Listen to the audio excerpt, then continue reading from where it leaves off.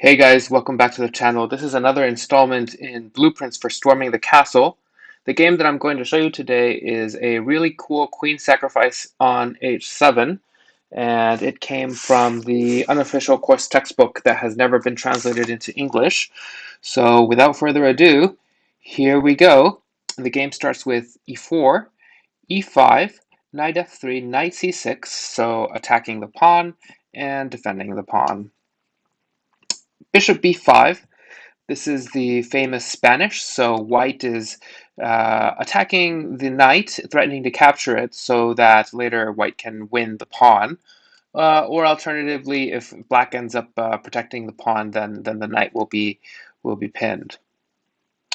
Uh, a6, trying to dislodge the bishop. Bishop to a4, just stepping back. Knight f6, castle kingside. Bishop e7, preparing to also castle kingside.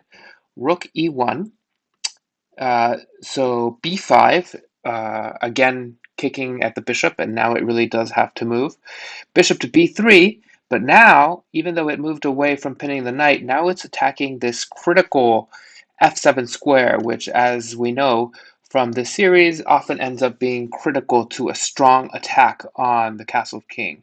And so now black castles kingside, and a4, challenging this structure here on the queen side. Bishop b7, ignoring it.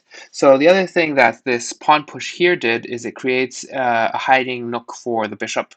It often happens that that black may try to put the knight here to attack the bishop, trying to exchange it away, because as we know, this bishop here is a very strong attacking piece, and so by creating this hiding nook, white prevents that. D3, opening a line of attack for the dark squared bishop. D6, reinforcing the center pawn. Bishop to D2, B4, C3, D5, contesting the central squares and slightly blocking this line of attack for the bishop. C takes B4, D takes E4, D takes E4, knight takes B4, knight takes E5, and we can start to see that the situation is starting to look a little bit dire for black, because if we count the number of attackers that are taking aim at the castle, we have, of course, this bishop. This knight is coming in here quite strongly. This bishop has an attack line. This queen has an attack line. And as we will see, this rook is going to get lifted and come in to join the attack. So this is not looking good for black. And on the defensive side, we have, okay, there's this knight. There's this knight here holding down the fort a little bit, to a lesser extent this bishop and the queen, but it's and the rook. So it's 4 pieces to 1, 2, 3, 4, 5 attacking pieces. So it's not looking particularly good for black.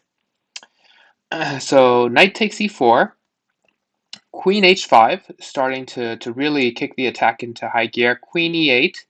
I guess black is thinking that the queen here can help to reinforce the f7 point. Uh, Rook to e3, which is going to prepare to attack along the h file. This very nice rook lift here. Rook to d8, and now comes the incredible queen sacrifice. Queen to h7 check.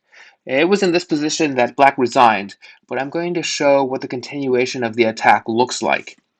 So there are very few defensive pieces that black has. As we can see, the queen, even though I guess it seemed like a good idea to reinforce this pawn, but I mean, the queen is a strong tactical piece, and here she's locked in. I mean, the only line along which she could potentially become activated is this, which is along the queen side, where she can't really participate in the defense. This rook is pretty bad. It's locked in. I mean, I guess this rook is doing something, but it's not doing anything that is useful for defense. And, these knights are nice in attacking, but they're not really coordinating with any other pieces. and overall, Black's position is not great, where in terms of the coordination and ability to attack, whereas of course White's pieces, are concentrating their firepower. So pinning this pawn to the king, as we'll see, will be crucial in the final mating sequence.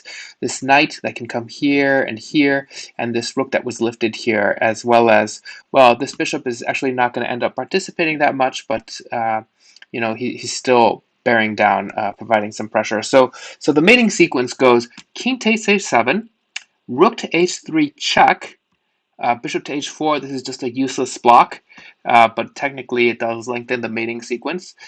So now the king has no legal moves except to come to g8, which he does, king to g8, and then knight to g6. So as I said, this ability of the knight to jump in ends up being critical, and you'll notice that it can't be captured because that pawn is pinned to the king. And now black has no way to prevent checkmate, so the engine move is a5, and finally rook to h8, checkmate. So we can see this beautiful coordination here between the pieces, pinning this pawn, supporting the rook, and then the rook itself delivering checkmate. So right, so that's it for this game. It's a very nice game, leading to a very showy queen sacrifice, and it's allowed because Black was not really taking seriously the defense of their king.